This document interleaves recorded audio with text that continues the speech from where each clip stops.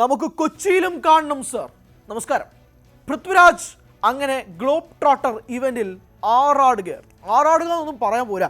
മലയാളികളുടെ യശസ് അങ്ങ് വാനോളം ഉയർത്തുന്ന രീതിയിലാണ് പൃഥ്വിരാജ് സുകുമാരനെ കഴിഞ്ഞ ദിവസം കണ്ടത്.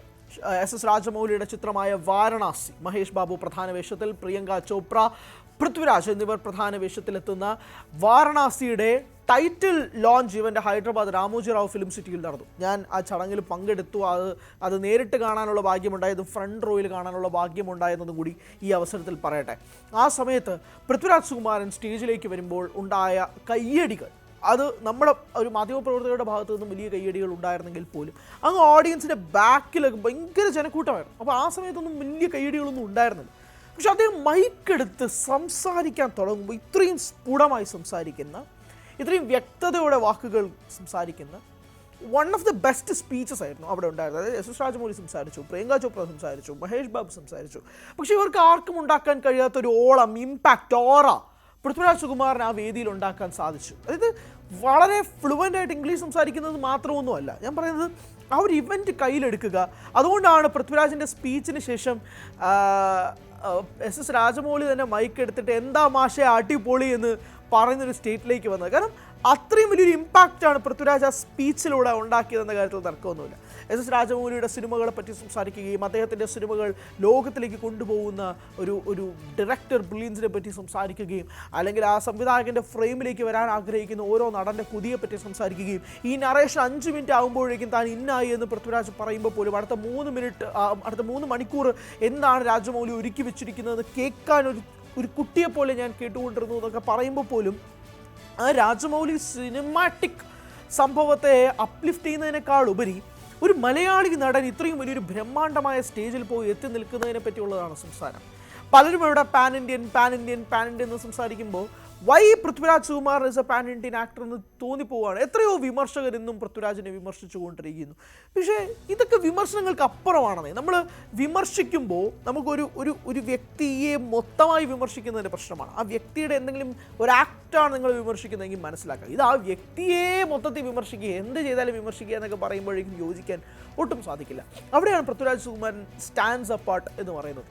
അദ്ദേഹം ഉണ്ടാക്കിയെടുത്ത പേര്, അദ്ദേഹത്തിൻ്റെ ഒരു വിഷൻ, നമ്മൾ തന്നെ ഒരു 10 വർഷം അല്ലെങ്കിൽ 15 വർഷം മുമ്പത്തെ അഭിമുഖത്തിൽ അദ്ദേഹം പറഞ്ഞു വെച്ചിരുന്ന കുറച്ച് കാര്യങ്ങളുണ്ട്. അതൊക്കെ മുകളിൽ അദ്ദേഹം പോയി. നമ്മൾ മാനിഫെസ്റ്റ് ചെയ്യുന്നത് അതിലേക്ക് എത്തുക എന്നൊരു റീച്ച് ഉണ്ടല്ലോ, പക്ഷെ അതിന് മുകളിൽ പോകണമെങ്കിൽ അത് പൃഥ്വിരാജ് സുകുമാരനായിരിക്കണം. അദ്ദേഹം ഉണ്ടാക്കിയെടുത്ത അദ്ദേഹത്തിൻ്റെ പ്രൊഡക്ഷൻ ഹൗസ്, ഇന്ത്യ ഒട്ടാകത്തിന് സംസാര വിഷയമാക്കി അദ്ദേഹത്തിൻ്റെ അഭിനയ മികവ്, പല ഇൻഡസ്ട്രികളിലും പോയി പല വമ്പൻ കമ്പനികളുമായി കൈകോർക്കുക, അതിലൂടെ മലയാള സിനിമയെ വളർത്തിയെടുക്കുക എന്നുള്ളത്. ഈ എമ്പുരാൻ എന്ന സിനിമ റിലീസിന് ശേഷം 2 അഭിപ്രായങ്ങൾ അതിൻ്റെ കണ്ടന്റുമായി ബന്ധപ്പെട്ടുണ്ടാകാം. പക്ഷേ ആ സിനിമ ഉണ്ടാക്കിയ ഇമ്പാക്റ്റ് നിങ്ങൾ തന്നെ ആലോചിച്ച് നോക്കി. എന്തോരം ബ്രഹ്മാണ്ഡമായ പ്രൊഡക്ഷൻ കമ്പനികളാണ് ആ സിനിമയുമായി കൈകോർത്തത്. എത്ര വലിയ ഇൻഡസ്ട്രി ബാരിയേഴ്സ് ബ്രേക്ക് ചെയ്തുകൊണ്ടാണ് ആ സിനിമ മുന്നോട്ട് പോയത്. ഇന്ന് അദ്ദേഹം സർസമീൻ എന്ന് പറഞ്ഞൊരു ഹിന്ദി സിനിമ ചെയ്യുന്നു, കാജോളിനൊപ്പം ചെയ്യുന്നു, കരൺ ജോഹറിൻ്റെ സിനിമ ചെയ്യുന്നു. അതും മറ്റൊരു ഇൻഡസ്ട്രിയിൽ അദ്ദേഹം പോയി ചെയ്യുകയാണ്. ബഡേ മിയാൻ ചോട്ടെ മിയാൻ പോലൊരു സിനിമ ബോക്സ് ഓഫീസിൽ പരാജയമാണെങ്കിൽ പോലും അക്ഷയ് കുമാറുമായി കൈകോർക്കുന്നു. മുമ്പും അദ്ദേഹം ബോളിവുഡിൽ നിന്നും സിനിമകൾ ചെയ്യുന്നു. ഇപ്പോൾ അദ്ദേഹം പോയി എത്തി നിൽക്കുന്നത് ഇന്ത്യൻ സിനിമ തന്നെ ഒട്ടാകെ കാത്തിരിക്കുന്ന, രാമായണയ്ക്ക് ശേഷം ഏറ്റവും കൂടുതൽ ആളുകൾ ആൻറ്റിസിപ്പേറ്റ് ചെയ്യുന്ന ഒരു പ്രോജക്റ്റാണ്. അത് വാരണാസിയാണ്. മഹേഷ് ബാബു നായകനാണെങ്കിൽ പൃഥ്വിരാജാണ് ഏറ്റവും ഡെഡ്ലിയസ്റ്റ് വില്ലൻ. ആ വില്ലൻ കഥാപാത്രത്തെ പറ്റി എന്തായാലും ഈ സിനിമയ്ക്ക് ശേഷം സംസാരിക്കുമെന്ന കാര്യത്തിൽ തർക്കമൊന്നുമില്ല. അതുതന്നെയാണ് രാജമൗലി പൃഥ്വിരാജിനോട് ആദ്യത്തെ നറേഷനിൽ പോലും പറഞ്ഞത്.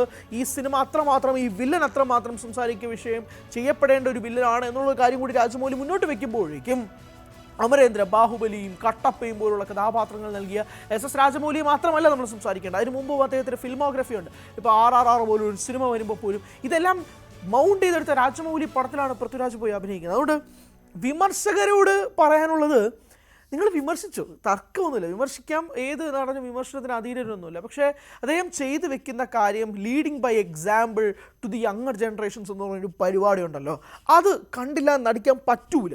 അത് അദ്ദേഹം പോയി ഓരോ ഇൻഡസ്ട്രീസിലും പോയി ഉണ്ടാക്കിയെടുക്കുന്ന കോൺടാക്ട്സ് അദ്ദേഹത്തിന് വേണ്ടി മാത്രമല്ല, അത് ഇൻഡസ്ട്രി ഒട്ടാകെ തന്നെ ഹെൽപ്ഫുൾ ആവുന്ന രീതിയിലേക്ക് കാര്യങ്ങൾ മാറുന്നുണ്ട്. ഇപ്പോൾ അദ്ദേഹത്തിൻ്റെ സ്വന്തമായിട്ടുള്ള ഒരു ബെനിഫിറ്റ്സിന് വേണ്ടിയിട്ടാണ് അദ്ദേഹം ഉണ്ടാക്കിയെടുക്കുന്നതെങ്കിൽ ഒരു തരത്തിലും ചർച്ചയാകാൻ പോകുന്നില്ല. പക്ഷേ അതൊരു ഇൻഡസ്ട്രിയെ വേർത്താക്കുമ്പോൾ, അത് ഇൻഡസ്ട്രിയെ ബാധിക്കുമ്പോൾ, ഗുണകരമായി ബാധിക്കുമ്പോൾ അവിടെ സംസാരിക്കണം. അവിടെ ആ നടൻ ഉണ്ടാക്കിയെടുക്കുന്ന ഇമ്പാക്റ്റ് സംസാരിക്കണം. പണ്ട് ഈ നടനെ കളിയാക്കിക്കൊണ്ടിരുന്നുള്ള പല ടേംസും ഉണ്ടല്ലോ.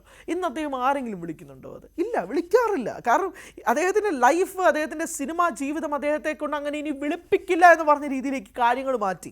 അത് ഓരോരോ മൊമെൻറ്റ്സ് കഴിയും തോറും കൂടുതൽ ഗംഭീരമായിക്കൊണ്ടിരിക്കുന്നതല്ലാതെ വേറെ അതിന് മാറ്റി കുറയുന്നില്ല. ഇപ്പോൾ വിലായത് ബുദ്ധയാണ് അദ്ദേഹത്തിൻ്റെ ഏറ്റവും ഒടുവിൽ റിലീസ് ആവാൻ പോകുന്ന സിനിമ. സച്ചിയുടെ ഡ്രീം പ്രോജക്റ്റാണ് വിലായത് ബുദ്ധ. ആ വിലായത് ബുദ്ധയിൽ ഡബിൾ മോഹനായിട്ട് എന്താണ് പൃഥ്വിരാജ് ഒരുക്കാൻ പോകുന്നത് എന്നുള്ളതൊന്നും അറിയില്ല. പക്ഷേ ആ ഒരു ഡ്രീം പ്രോജക്റ്റിൻ്റെ സാറ്റിസ്ഫാക്ഷൻ അദ്ദേഹത്തിലേക്ക് കൊണ്ടെത്തിക്കാൻ സാധിച്ചു. സച്ചി ഇത് മുകളിൽ നിന്ന് കാണുന്നുണ്ടെങ്കിൽ ഉറപ്പായിട്ടും അദ്ദേഹം സന്തോഷിക്കുന്ന കാര്യത്തിൽ തർക്കമൊന്നുമില്ല. കാരണം അദ്ദേഹം ഏറ്റവും കൂടുതൽ ആഗ്രഹിച്ചിരുന്ന ഒരു സിനിമയും കൂടിയാണ് വിലായത് ബുദ്ധ. ആ വിലായത് ബുദ്ധയാണ് തിരശ്ശീലയിലേക്ക് 21-ാം തീയതി വരാൻ പോകുന്നത്. അതിൽ നായകനാകാൻ പോകുന്നത് പൃഥ്വിരാജ് സുകുമാരനാണ്. അത് സച്ചിക്ക് കൂടുതൽ വാക്കാണെന്ന് പൃഥ്വിരാജ് ഓഡിയോ ലോഞ്ചിൽ വെച്ച് പറയുകയും ചെയ്തു. അങ്ങനെ ആകെ മൊത്തത്തിൽ ദിസ് മാൻ നമുക്ക് മലയാള സിനിമയ്ക്ക് മുന്നേ വെക്കാൻ കഴിയുന്ന ഏത് ഇൻഡസ്ട്രിയോട് സംസാരിക്കുമ്പോഴും we have this Prithviraj Sukumaran എന്ന് പറയാൻ സാധിക്കുന്ന രീതിയിലേക്ക് കാര്യങ്ങൾ മാറുന്നുണ്ടെങ്കിൽ അത് അദ്ദേഹത്തിൻ്റെ ഡെഡിക്കേഷനും അർപ്പണബോധം കൊണ്ട് മാത്രം സംഭവിച്ചെടുത്ത കാര്യം തന്നെയാണ്. അദ്ദേഹത്തിനെ മുന്നോട്ട് കൊണ്ടുവരാൻ വേണ്ടി ഒരു ത്രസ്റ്റോ ഫോഴ്സോ ഒന്നും ഉണ്ടായിട്ടുള്ളതല്ല. അദ്ദേഹത്തിൻ്റെ മാനിഫെസ്റ്റേഷൻ അദ്ദേഹം അത് യാഥാർത്ഥ്യമാക്കി എന്നുള്ളതാണ് വാസ്തവം. അതിൽ മുന്നിട്ട് നിൽക്കുന്നതിൽ ഏറ്റവും പ്രധാനപ്പെട്ടതായി നിൽക്കുകയാണ് കുംഭ എന്ന കഥാപാത്രവും അത് വാരണാസി എന്ന സിനിമയും. ഈ സിനിമ 2027 വരാൻ പോകുന്നത്. ഇനിയും ഒരുപാട് ഷൂട്ടിങ്ങുകൾ പൃഥ്വിരാജിന് ബാക്കിയുമുണ്ട്. പക്ഷേ ആ മനുഷ്യൻ മലയാള സിനിമയ്ക്ക് ഇന്നുണ്ടാക്കിയെടുക്കുന്ന യശസ്, പേര് അത് കണ്ടില്ലെന്ന് അടിക്കാൻ സാധിക്കും.